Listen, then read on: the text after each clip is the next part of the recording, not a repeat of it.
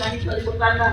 O, di simba ka sa buhay mga ibuhay ka mga ison. Ato ba siyang gisimba, ato ba siyang gialagaran mga ison. Pero kung dito ta nagsimba sa mga Diyos-Diyos mga ison, wala niya po niya kahimot mga ison. Kalbututan na sa Ginoo mga ison, ang mga Diyos-Diyos o mga larawan. Wala niya kahimot kaya ginuhat ang mga sa tao mga ison. Ang Ginoo mga ison, buhay siya ng Diyos. Buhay siya ng Diyos mga ison. So, paminaw niya itong mga pag-ampo karon mga ison, kay able pa ang grasya mga ison. Naapa ang grasya sa Ginoo mga ison. Naapa siya din hinamit, paminawon, dunggon pa kaniya mga ison. Pero pag abot sa panahon mga ison, wala na, hindi na kaniya paminawon kung magsirado na yung grasya, sama sa panahon ni Noe mga ison.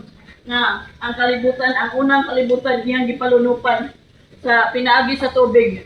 Pero karon mga ison, dili na tubig, kalayo na mga ison. Kalayo na ang niyang ipaulan aning kalibutan, dili na tubig. Kaya ang mga tao mga ison, wala na magbali-bali sa iyang pulong mga ison.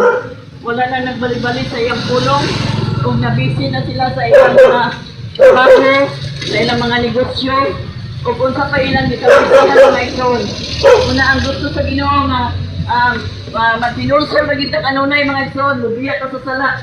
Kaya ang sala, dili siya mahimot, anak mga ison. Mao na'y makabandlog na to sa kalautan, dito sa kalayo sa imperno mga ison. Mao na mga ison, ang gusto sa Ginoo, magpaubustan niya, kasing-kasing mapaubsanon, mahinulsolon, o mahadlokon sa Diyos mga ison. Mao na ang gusto sa Ginoo, tulo kabutang ang niyang ipangayo sa ato mga ison. Bulahan ta kung naata anak mga ison. Kasi nga painupsanon, mahinulsolon, o mahadlokon sa Diyos. Mao na mga ison, mo nang giingon niya din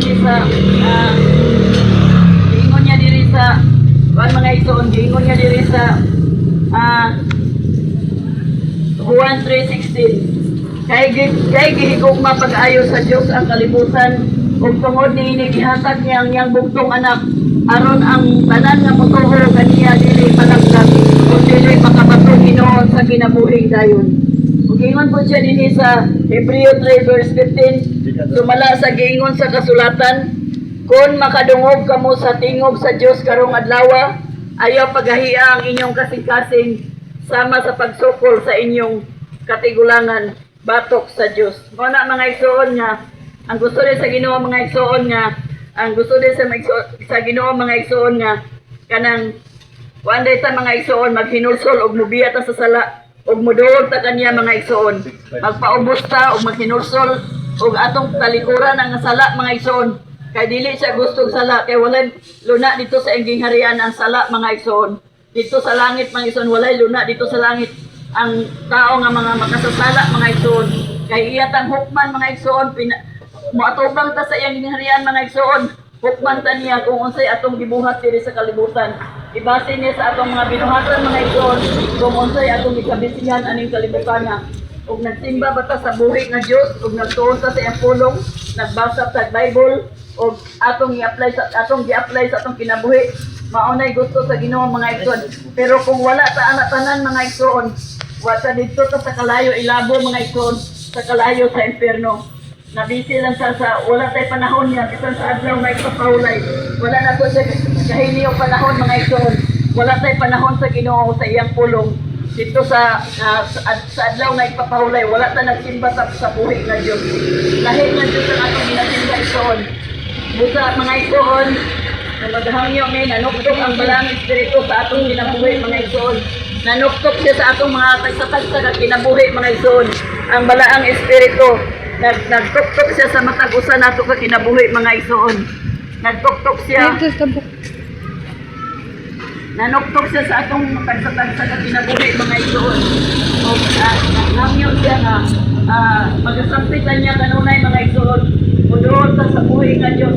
Kay siya buhi man siya. Dili siya patay mga igsoon, buhi ang Ginoo mga igsoon.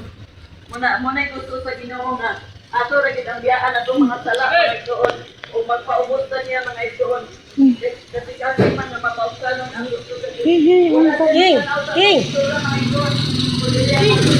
Sabi na lang oy. Magpaubos ta kanunay mga igsoon. Magpaubos ta niya o mag-ampot ta niya kanunay, magasampit ta niya kanunay mga igsoon.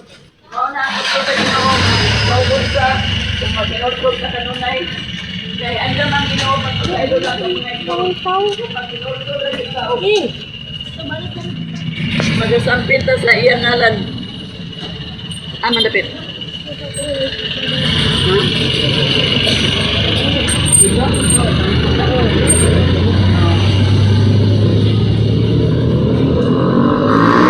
Ginoo mga igsoon para kaluwasan mga igsoon niya diri sa 2 Pedro verse 7 paingon sa 11 mga igsoon. Apan pinaagi usab sa pulong sa Dios ang kalangitan ug ang yuta nga atong nakita karon gitagana aron laglagon pinaagi sa kalayo. Giandam kini alang sa adlaw nga ang mga dautan hukman ug laglagon. Ingon din siya sa verse 11 mga igsoon, og saglit kining tanan laglagon man ining pagiha unsa may angay ninyong buhaton kinahanglan nga magkinabuhi kamo nga balaan ug ihalad ang inyong kinabuhi ngadto sa Dios. Mao ni mga igsoon ang tulong sa Ginoo mga igsoon nga kay paambit sa inyo mga igsoon nga kini din kalibutan nga atong nakita karon mga igsoon. Doon na din katapusan mga igsoon. Iya din ning tapuson mga igsoon. Doon na din kinituban ang atong kalibutan nga atong gipuy-an karon mga igsoon. Doon ay katapusan ini tanan mga igsoon. Kaya giprofesiya man yung mga igsoon, dili man iamo mga igsoon. Isa na sa among pagkalingon na panigsoon. Pinaaginigikan ni sa Bible mga igsoon. Una ingon siya nga kaning kalibutan nga atong nakita nga atong gipuy-an. Iya din yung pagkasunugon mga igsoon. O iya na gining kamulong dili pinagi sa Bible mga igsoon nga. May tabo kini mga igsoon. May tabo doon na ni mga igsoon kay doon na ang pagbalik sa Ginoo mga igsoon. Mao ni ang pagbalik sa Ginoo mga igsoon nga. Kita day mga igsoon hukman day sa niya mga tubang dito sa iyang harian mga igsoon. Og iyatang hukman pinaagi sa atong binuhatan mga igsoon. Ibase sa atong binuhatan ug sa atong gibuhat ani kalsukana mga igsoon. Kaning init nga atong nabati karon mga igsoon. Nagpabati na ang Ginoo sa ato mga igsoon. Nga mubiya mo talikod na ta sa sala mga igsoon. Ug ato nang hinusulan ang ato mga sala, ato nang kalikuran. O muduol na ta kaniya man son, muduol ta sa buhi ka Diyos.